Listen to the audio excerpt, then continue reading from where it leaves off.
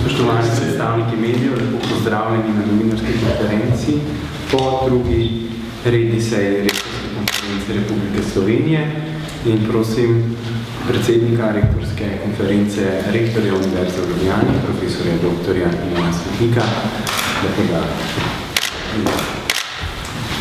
Hvala lepa in lep dober dan vsem. Kot vidite, je imela Rektorska konferenca spet dolg dnevni red, na katerem smo imeli kar veliko odprtih vprašanj. Jaz bi izpostavil predvsem nekatera najbolj lučna po moji sodbi, bi pa prosil kolege rektorje, da me potem dopolnijo v tistih točkah, kjer bom jaz mogoče premalo eksplicitno oziroma bo želeli še dodatno poudarki izpostaviti. Prvič, povabili smo predsednico sveta NAKVIS-a, profesor Kocijančičevo, ki je želela posebej z nami skupaj izpostaviti vprašanje sprememb meril oziroma zakona, ki določa akreditacijske postopke programov in pa institucij. Opažamo namreč, da proces sprejemanja novega zakona teče zelo počasi glede na probleme, ki se kopičijo na področju zagotavljanja kakovosti. Zato smo se po diskusiji nekako strinjali, da bi pozvali ministrstvo k temu, da ta vprašanja čim hitreje reši, koliko predvideva, da zakon ne bo kmalu sprejet, da pa mora biti zaradi nujnosti pristopimo k dopolnitvi obstoječega zakona, zlasti v tistih točkah, ko gre za to, da se vzpostavijo kadrovska merila za ustanavljanje novih visokošolskih zavodov in ko gre za zahtevo po evaluaciji oziroma reakreditaciji programov na vsakih 7 let strani NAKVIS-a samega. Stanje, kot ugotavlja predsednica, postaja tudi na tem področju zelo problematično in mi jo v teh zahtevah podpiramo. Zato smo sprejeli sklep, da torej pozovemo ministrstvo k temu, da ta problem reši čim prej ali po eni ali po drugi poti, pri čemer bi seveda potem še rektorska konferenca oziroma univerze premislile, ali je v primeru, da bi prišlo do korekcije obstoječega zakona, treba predlagati še katero od teh nujnih sprememb, ki nas zdaj vse močneje ovirajo pri tem zagotavljanju kakovosti našega dela. Druga točka, ki bi omenil, je razprava o financiranju slovenskih univerz, kjer smo ugotovili seveda tisto, kar zmerom, da se vsi soočamo z velikimi težavami pri financiranju. Nekako smo se dogovorili, da medsebojnih razmerij, kar zadeva delitev javnih sredstev v pogojih, ko so ta sredstva manjša ali enako kot prej, ne bi spreminjali, da pa seveda obstaja možnost, da na podlagi meril kakovosti in določenih neskladij, ki so bila iz preteklosti, v primeru rasti sredstev za financiranje visokega šolstva prihaja do določenih korekcij. Pri čemer bi dal še tole, da smo poskušali simulirati, kaj bi prinesel novi zakon o visokem šolstvu na področju financiranja, tak, kot je bil nazadnje nam predstavljen, in ugotavljamo, da je tukaj obstaja neko tveganje, vkolikor bi takozvani temeljni steber financiranja bil zmanjšan na račun drugih stebrov. Namreč iz temeljnega stebra se financira tudi temeljna dejavnost izobraževalna vseh univerz in seveda, če bi prišlo do zmanjšanja tega stebra na račun oblikovanja drugih stebrov, bi lahko postala na posameznih univerzah ta temeljna izobraževalna dejavnost ogrožena. Še posebej zato, ker so kriteriji za oblikovanje in delitev sredstev iz drugih stebrov nejasni, zato bo naš predlog ministrstvu, da se ohranja temeljni stebr v vsaj tem obsegu, kot je bil doslej, da se pa seveda drugi stebri oblikujejo iz dodatnih sredstev, ki jih zakon predvideva. Tretja stvar, ki bi jo omenil, so tako zvane medicinsko-zdravstvene teme. O tem vprašanju smo imeli že pred rektorsko konferenco poseben sestanek skupaj s predstavniki Ministrstva za izobraževanje, šolstvo, znanost in šport ter s predstavniki Ministrstva za zdravje. Ugotavljamo namreč, da v zadnjih letih prihaja do umika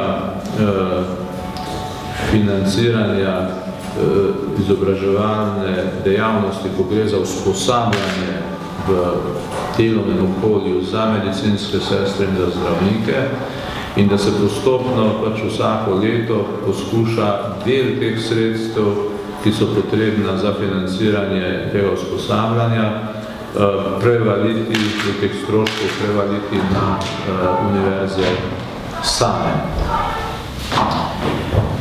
Zato smo posebej povabili obe ministrstvi in izrazili pričakovanje, da se bosta resorja med sabo dogovorila, kdo bo te stroške za usposabljanje v delovnem okolju v resnici vnaprej pokrival. Da se je veljalo pač že dolgo časa, da je to vrstne stroške v veliki meri pokrivalo zdravstvo samo, bodisi predvsem iz naslova financiranja zdravstvene zavarovalnice.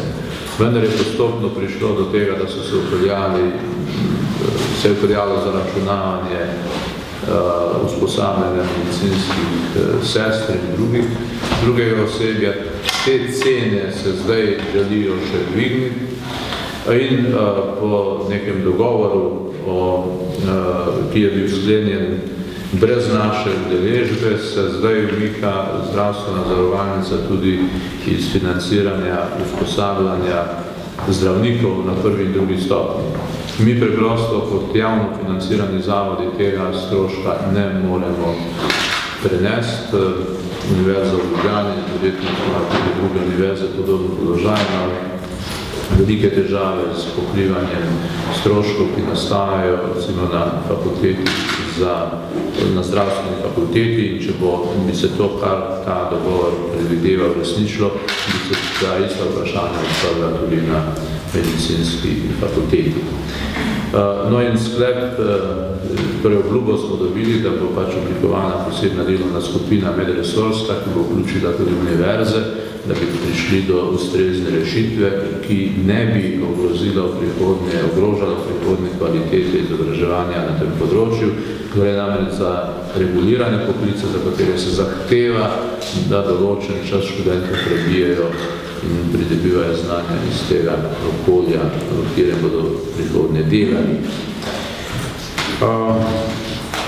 Potem smo seveda odprli še več drugih vprašanj, jaz bi omenil samo morda še eno, to je vprašanje vpisnega postopka, ki se je letos pač izpeljal na spet nov način, s katerim nismo povsem zadovoljni, nekateri malo manj nezadovoljni, drugi bolj nezadovoljni, in sklep rektorske konference je bil, da se aktivira posebej tako zvana skupina vpis, ki bi z našim aktivnim sodelovanjem prišla do korekcij, kjer so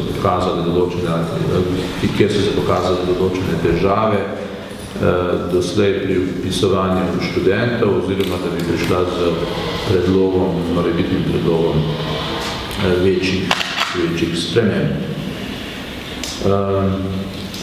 Toliko mogoče za razvod. Aha, mogoče, ja, hvala lepa, rektor me opozarja, da moramo še povedati, nekaj o tako zvani inovativni schemi za doktorski študij, ki jo je ponudilo v financiranje Ministrstvo za izobraževanje, znanost in šport, in ki smo jo tako rekoč na prejšnji rektorski konferenci že obravnavali in sklenili, da se posamezne univerze na to inovativno schemo ne bodo prijavile. In prijavili se pa nismo zaradi tega, ker so bili pogoji določeni v razpisu v tej ponudbi takšne, preprosto ni mogoče sprejeti, ne zaradi univerz samih in zagotavljanja kakovosti študija, ne zaradi študentov. Gre namreč za to, da bi morali študenti, ki bi vstopili to schemo že v enem letu, se pravi do prihodnje jeseni, izpolniti nemogoče pogoje, kot je, da bi zaključili študij, da bi imeli objavljen članek in podobne zahteve, kar je seveda izjemno oziroma povsem nemogočen prekratek rok. Zato seveda univerza ne bi želela postaviti teh kandidatov v nemogoč položaj, ko bi se morebiti kdo odločil za to financiranje, potem bi pa moral, tako kot se tudi že sicer dogaja, vračati sredstvo zaradi neizpolnjenih pogojev.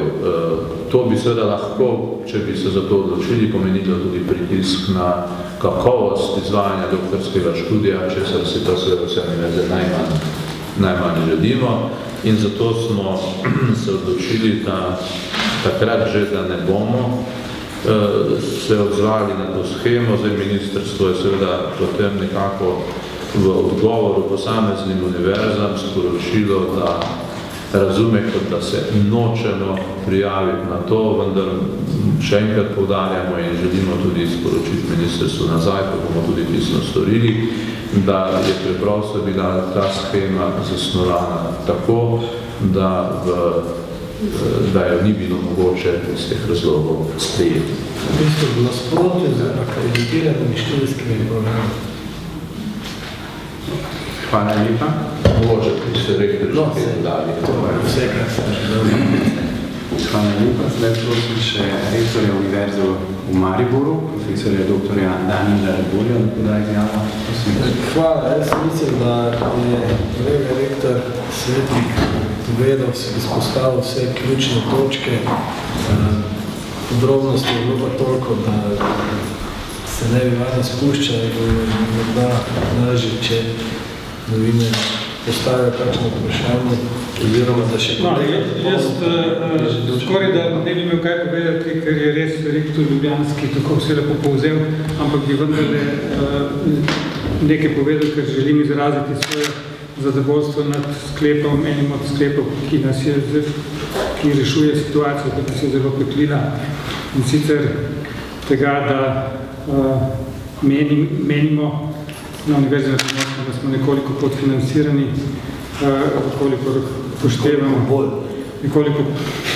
nekoliko bolj kot druge univerze, koliko upoštevamo 73. člen obstoječega zakona, ki govori, da je treba univerze financirati upoštevaje študentske skupine. Ta stvar je nekako na tapeti že dlje časa, tako v neformalnih sestankih, formalnih, samo v 4, kako tudi na rektorskih konferencah. Zelo sem zadovoljen z današnjim sklepom, ki je nekako neka stično točko, smo našli nekje vmes. Pa bi samo še enkrat ponovil, kar je rektor Svetlik povedal. Gre za to, da vkolikor pride do povečanja sredstev, dodatnih sredstev za univerzitetni prostor v Sloveniji, kar je nuja, če hočemo obstati v družbi evropskih narodov, in pa seveda v dejstvu, da je tako ali tako predvidena 2% rast, da se dodatne sredstva, ki prihajajo, da se pri tem upošteva začetna podfinanciranost Univerze na Primorskem, ampak seveda ne brezpogojno, ampak samo ob upoštevanju kvalitativnih parametrov, o katerih se bomo pa še pogovarjali, se pravi izravnavanje postopno da, ampak samo bi izkazovanje ustreznih kvalitativnih izpolnjevanja kvalitativnih parametrov. Mislim, da sem pravilno povzel Še enkrat, zelo sem zadovoljen, ker mi je ena teza padla. Po eni strani moram zastopati interese in pričakovanja Univerze na Primorskem, po drugi strani pa se zavedam, da smo kot skupnost slovenskih univerz vsi v enem in istem loncu, ki je včasih zelo vroč.